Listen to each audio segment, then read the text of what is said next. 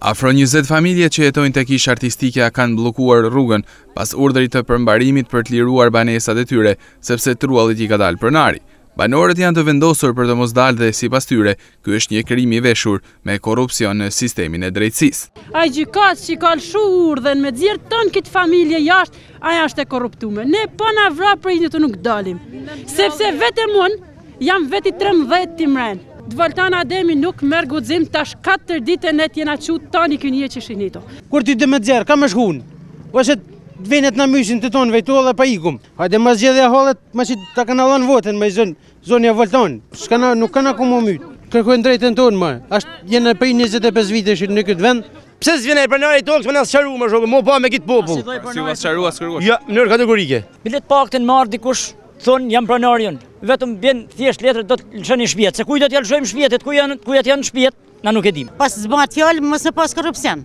E gjykata e ka bajt të punë. Tritopi si jep 100 metër vend. Menjëherë kanë mbërritur forcat e policisë duke kërkuar lirimin e rrugës. Kam urdhën ka thënë prej gjykate.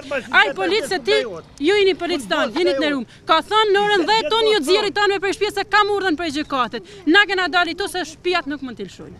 Po e kuptoj, po edhe rruga, unë kuptoj hallin tuaj, edhe jam shumë dakord me hallin tuaj. Po cilën rrugë mund zgjem, ku na ka fjala funit ne pa. Konsumoni herë gjëra të tjera përpara, pastaj kalon të bukën rrugë. Kena konsumuar rrugë të zgjedhur në gjykata jena.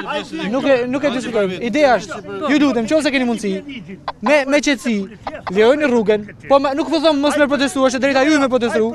Pas negocimit banorët liruan rrugën kryesore, por bllokuan hyrjen tek rrugica e tyre. Gjergj Sokoli, përfaqësuesi i banorëve në Këshillin Bashkiak, kërkon një hetim të thellë. Unë kërkoj nga drejtësia, nga krimi ekonomik, nga Agjencia e Kthimit Pronave, hetuesia, prokuria, gjykata që të hetoj këtë pronë, prejardhjen e kësaj pronet dhe kush më shefet më pasaj. Absolutisht s'ka se si t'jene drejt, janë tash 25 vite, tu më shefet ai që nuk ka asnjë arsye që kjo pronë t'jetë e tija. Banorët jetojnë me frikën se një moment pa pritur përmbarimi mund të vijë për t'i nxjerrë jashtë, ndërsa ata nuk kanë asnjë streh tjetër. 20 familjet janë vendosur aty që në vitin 1993 me një fletëhyrje nga Bashkia Shkodër, kur nuk kishte pronar, sot pas 24 vitesh rrezikojnë të mbesin në qiell të hapur.